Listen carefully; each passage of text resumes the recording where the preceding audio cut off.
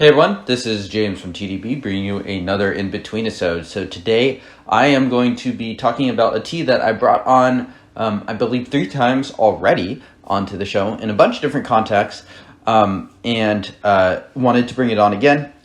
We do have occasional requests to revisit old teas and things like that. And I thought this one would be nice just because there's kind of a track record of us brewing it throughout the years. The first time was in 2017, then in 2019, and then in 2020. And that tea is the Love Forever Paper Tong. I have also just about drinking through all the way through a cake. This is what I have left.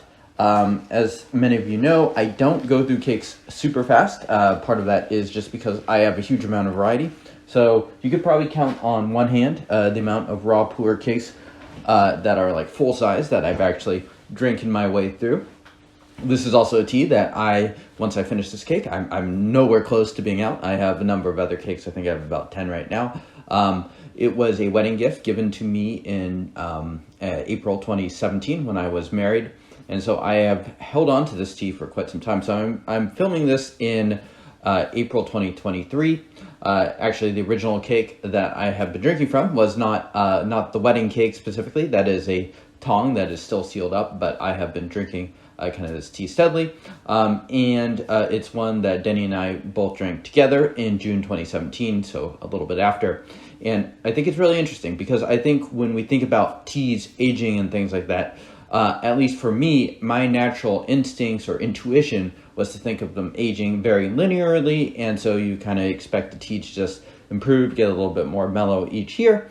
But I think in reality, it's a lot more bumps and things like that, and tea won't necessarily even get better each year or something like that, even if you are someone that likes aged tea.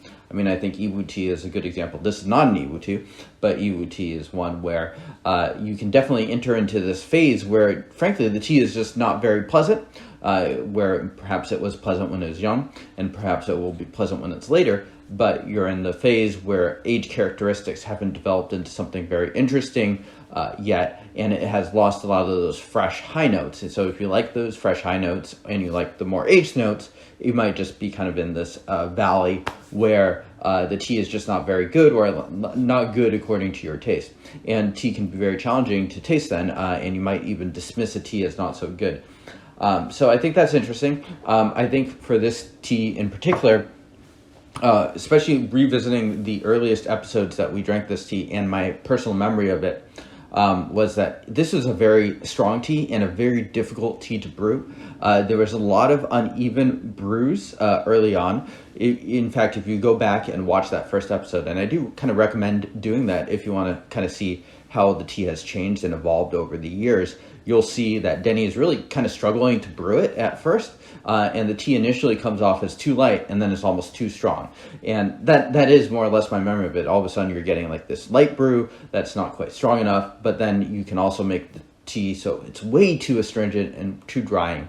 And I think, obviously, I've drank this tea quite a bit, so I've gotten better at brewing it, but I do think the tea itself has aged and changed in a way that it really turned a corner, I think, probably I would say around 2018, 2019. So just a year or two after I got it. And since then, it's been something I can brew quite a bit more regularly. Initially, when I got it, I was like, okay, this is definitely like kind of a wait and sit tea. I mean, I had a lot of it at that time. And eventually, it became something that obviously found its way pretty easily into my daily rotation and something that I could drink. And it really turned the corner and evened out a lot in terms of something that is pleasant and nice to drink. Okay, so first off, a little bit about this tea. It is a 2013 Xiaguan production, but it is a bad example of Xiaguan. It's also a bad example of a tea that's 10 years old. Part of that is because they used aged matcha. The rumor is they used aged matcha from the 2003, I think, silver and gold banjongs. This is made by Fei Tai. Fei Tai used to be associated with Dai back in the day, so those are Dai cakes from 2003, but they had leftover matcha. You should always read those stories with a big grain of salt. Sounds very much like suspicious marketing. That being said, I do believe there is a good number of aged matcha that is probably, in maybe like the greater like Bulong, something like that. Banjong is within Bulong. So it's good, strong material that doesn't taste very Xiaguan-like. Xiaguan not really known for doing lots of Bulong cakes. That's far more of like kind of Dai's territory. So in that sense, very much atypical of a Xiaguan.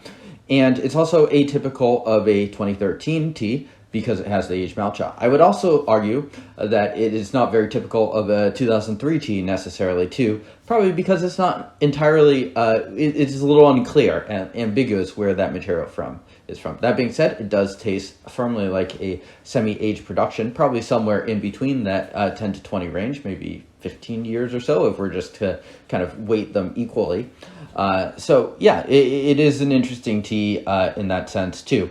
And even when I first was trying this tea in 2016, even though it had just been out for a few years, it already definitely did taste fairly aged. So I can kind of confirm that this tea was definitely not ever tasting like young, fresh pu'er when I first had it.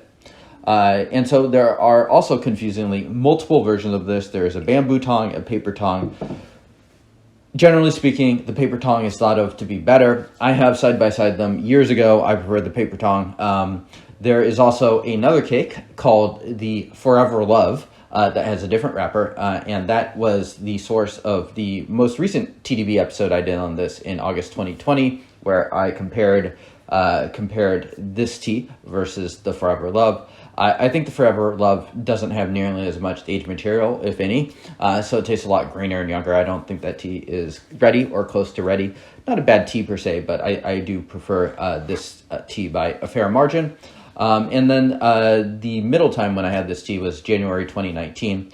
And during that session, and I rewatched all these episodes right before recording, the tea had definitely started to turn the corner, but I still described it as distinctly not sweet, getting some ripe fruits. I said it was like a tea I would brew for a friend who likes to drink really strong tea. I have this one friend, Brian, shout out to you, Brian, that really likes his tea very strong. So usually what that means is I'm like power brewing something Xiaguan, and originally a tea like this would definitely be kind of perfect. But I think the tea has, even since it kind of turned the corner, continued to move and trend towards a smoother direction, so much so that I actually would probably choose something more like a Jiaji tool or something and just really, really hit that tea hard if I were serving tea for my friend. So yeah, that's a little background on this tea. Of course, we are going to drink this tea too. And again, the kind of theme of the episode is this tea really did, it was like strong, and all of a sudden it was like, okay, I can drink it. And it almost felt like that change happened overnight. It didn't feel like it was just linear or very, very gradual. So I think that was interesting, and it has changed how I kind of think of aging tea. So yeah, let's brew this so we can do some extra brews too. Don't want that water to cool down too much. So you saw this was kind of a pretty solid red brew.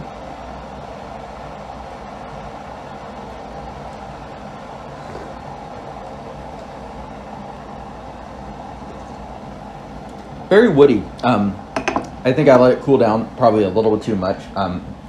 So there is still a little bit of astringency to this tea, but in a fairly common raw pu'er sense, not overpowering. This used to be a tea that would be like, yeah, you need to make sure you do not, you're not having this tea on a full stomach.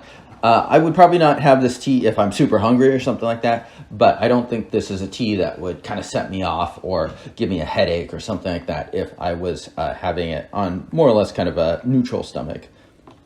Okay, so we're going to keep this tea short. Very much a factory tea. I would say this is a good example of a factory tea at the minimum.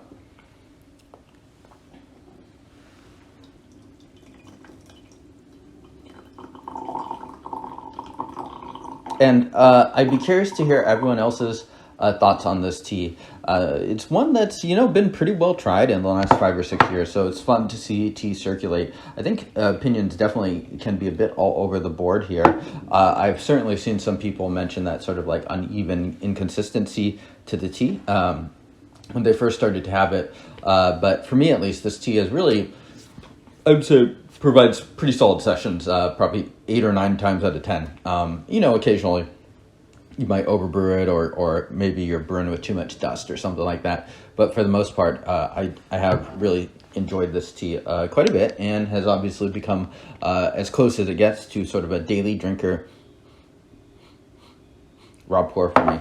So yeah, it really still has kind of like sweet fruit wood tones in the nose. Let's drink this.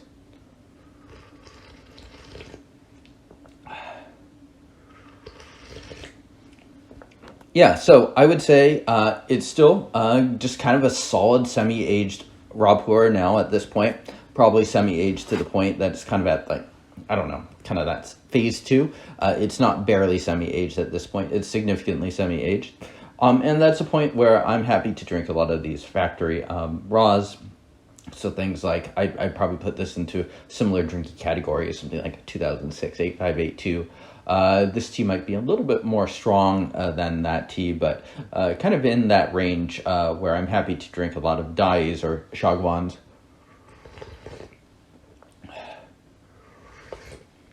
And it just has a very nice upfront profile. It's not a difficult tea to understand, in my opinion.